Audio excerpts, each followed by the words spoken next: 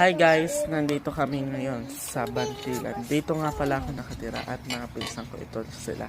Yan sila guys, so kababagong dating lang ng kanilang gawaan ng bracelet.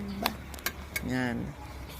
Libre nga yun guys yan. Pero sa susunod na araw, wala nang libre-libre. May bayad na 10, 5, yan. 15, may 20. Ano ba to guys? Ano to? Ano yan yung pag kukuha ka dyan ng mahaba at kung gusto mong gawin palagit sa iyong Ano guys? Gusto? Yan guys. At ngayon, gagawa na tayo ngayon ng bracelet.